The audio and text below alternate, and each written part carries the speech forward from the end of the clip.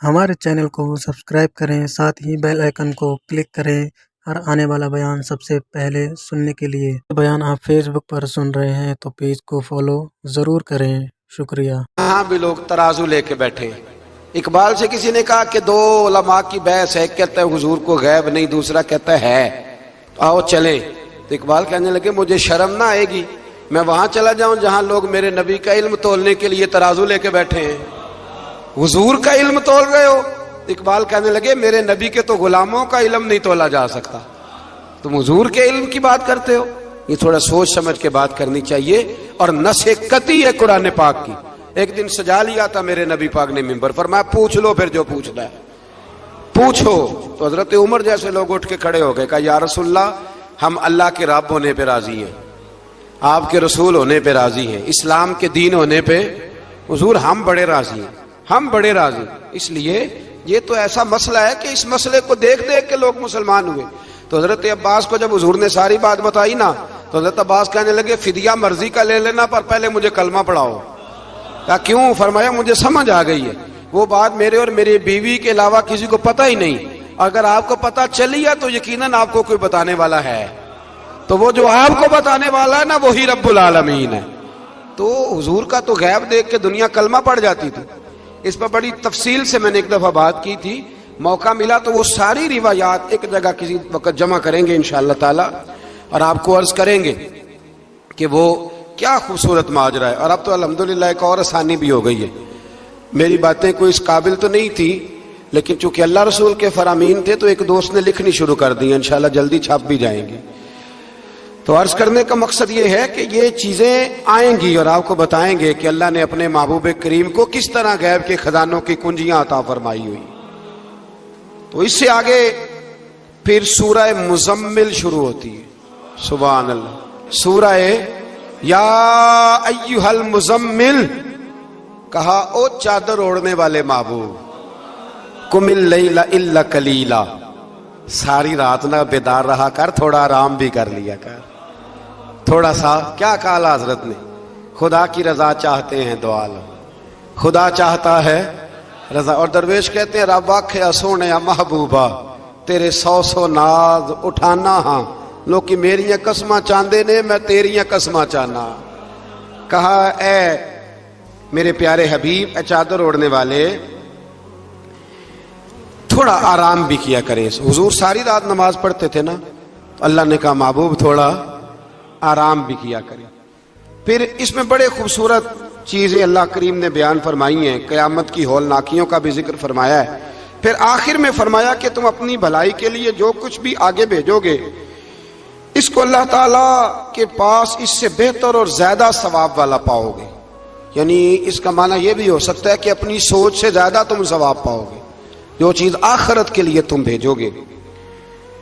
اور اللہ سے مغفرت طلب کرتے رہو، بے شک اللہ بہت مغفرت فرمانے والا اور بے حد رحم کرنے والا ہے۔ پھر اس سے آگے سورہ مدثر ہے، مزمل کے فوراً بعد سورہ مدثر۔ اس سورہ مبارکہ میں بڑا خوبصورت انداز ہے، یا ایھا المدثر، اے چادر اوڑھنے والے، قم فانذر، اٹھیے اور لوگوں کو ڈرائیے، اٹھیے آپ پیغام دیجئے، اٹھیے لوگوں کو ڈرائیے، اٹھ باندھ کمر کیوں ڈرتا ہے، پھر دیکھ خدا کیا کرتا ہے، آپ اٹھیے۔ اس صورت میں اللہ تعالیٰ نے آپ کو شان محبوبی کے ساتھ خطاب کرتے ہوئے فرمایا ہے چادر اوڑھنے والے اٹھیے اور لوگوں کو اللہ کے عذاب سے ڈرائیے اور اپنے رب کی کبریائی کا اعلان فرمائیے، بتائیے کہ آپ کا رب کتنا بڑا ہے۔ آیت نمبر 42 میں فرمایا جہنمیوں سے پوچھا جائے گا تمہارے جہنم میں جانے کا سبب کیا بنا۔ یہ سورہ مدثر کی آیت نمبر 42 چلو بتا لیا آخری نے، آیت نمبر 42 جہنمیوں سے پوچھا جائے گا جہنم میں آئے ہو تو سبب کیا بنا، تو وہ پہلا سبب بتائیں گے کہ ہم نماز پڑھنے والوں میں سے نہ تھے۔ پہلا سبب دوزخ میں جانے کا نماز نہ پڑھنا ہے۔ رمضان کے بعد بھی پڑھیں گے انشاءاللہ، اور عید والے دن بھی پوری 5 پڑھنی ہے انشاءاللہ، پوری 5۔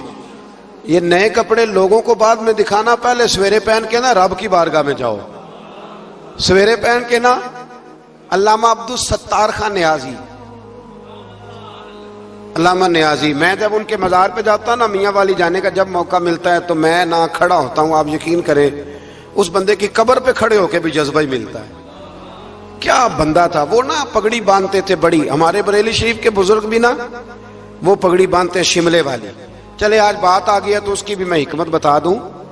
وہاں نا سکھ بھی پگڑی باندھتے ہیں تو کپڑا بھی اکثر ایک جیسا ہی ان کے لیے آتا تو مسلمان بھی خرید لیتے تھے. تو وہ سکھ جو ہوتا ہے نا وہ شملہ نہیں نکالتا، تو اس سے فرق کرنے کے لیے وہاں کے مشائخ نے نا شملہ نکالنا شروع کیا. تو میں شادی باندھا کرتا تھا تو ایک دفعہ مجھے حضرت مفتی تحسین رضا صاحب رحمۃ اللہ تعالی علیہ فرمانے لگے شملے والی باندھا کرو. تو میں نے کہا حضور اب چھوٹے لوگوں کو تو اچھی نہیں نہ لگتی. تو فرمانے لگے لوگوں کو تھوڑی دکھانی ہے، یہ تو رسول اللہ کی سنت ہے، تو آپ شملے والی باندھے. جب ہم جو کہہ رہے ہیں تو میں بھی اکثر وہ پگڑی باندھتا ہوں اور کبھی بہت بڑی باندھتے تھے. تو علامہ نیازی پگڑی باندھتے تھے تو جن لوگوں نے دیکھا بڑی اونچی ہوتی تھی، اور بڑی اونچی پگڑی اور ہاتھ میں چھڑی ہوتی تھی، اور کبھی وہ تقریر کرتے تھے تو زمین پہ لگاتے تھے تو پتہ چلتا تھا کہ مرد بات کر رہا. اور علامہ اقبال کے ڈائریکٹ شاگرد تھے علامہ عبدالستار نیازی، شاگرد. وہ مدینہ شریف جانے لگے نا تو کسی نے ان سے کہا نیازی صاحب یہ پگڑی اتار کے جاؤ، یہ پگڑی اتار کے جاؤ. تو علامہ نیازی صاحب فرمانے لگے کیوں اتار کے جاؤں؟ پہن کے جاؤں گا. جب حضور کی بارگاہ میں نیازی کا سر جھکے گا تو شملہ بھی جھکے گا، اور دنیا کو پتا چلے گا جس کا سر کبھی کہیں نہیں نہ جھکتا اس روضے پہ آ کے اس کی گردن بھی جھک جایا کرتی. اس لیے ساتھ لے کے جانی ہے پگڑی تاکہ لوگوں کو پتا چلے. تو آپ نئے کپڑے پہن کے نا کبھی سج سنور کے مسجد بھی جایا کریں، خوبصورت ہو کے. قرآن مجید نے کہا غالباً 9ویں پارے میں ہے کہ نماز کے وقت زینت اختیار کرو، اچھے بن کے. تو نئے کپڑے پہن کے نا عید والے دن 5 نمازیں پابندی سے پڑھنی ہیں انشاءاللہ تعالی. یہ رش دیکھنا انشاءاللہ تعالی، پتہ چلے گا کہ رمضان کے روزوں نے اثر کیا ہمارے اوپر.